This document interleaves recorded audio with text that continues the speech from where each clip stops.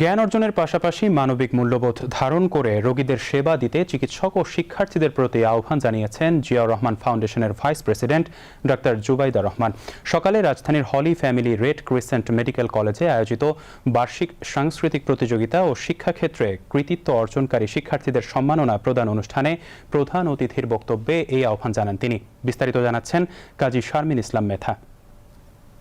হলি Family Red Crescent Medical কলেজে অনুষ্ঠিত হলো বার্ষিক সাংস্কৃতিক প্রতিযোগিতা ও শিক্ষাক্ষেত্রে কৃতিত্ব অর্জনকারী মেধাবী শিক্ষার্থীদের সম্মাননা প্রদান অনুষ্ঠান।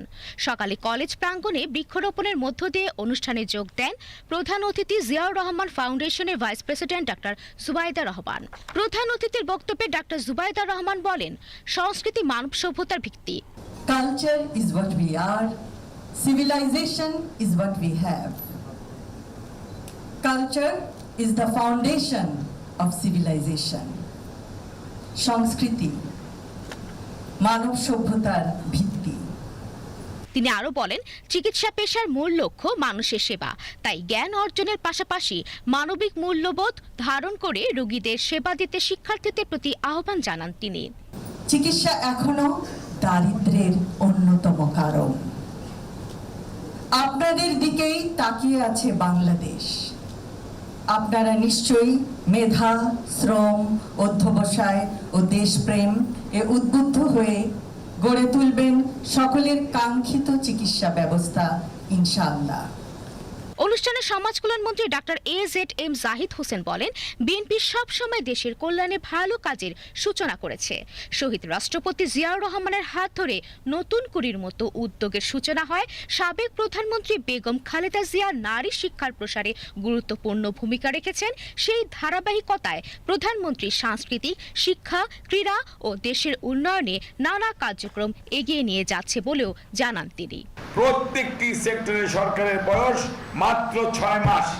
এই 6 মাসের মধ্যেই প্রত্যেকটা সেক্টর, প্রত্যেকটা বিষয়, সে বাচ্চাদের বিষয় বলেন, শিশু স্বর্গের কথা বলেন, আবার নতুন কুড়ি স্পোর্টস, সে 14 বছর পর্যন্ত সে বাচ্চাদেরকে এনে আপনি খেলাধুলা উৎসাহিত করা বলেন, তাদেরকে বৃত্তি দেওয়ার কথা বলেন, তাদেরকে পড়াশোনায় উৎসাহিত করার কথা বলেন, এবং একটি পিছিয়ে পড়া মানুষ, সেই পাহাড়ের মানুষ অথবা আদিবাসী বলেন, ক্ষুদ্র নৃতাত্ত্বিক গোষ্ঠী বলেন, কাউকে কিন্তু বাদ রাখা হচ্ছে না।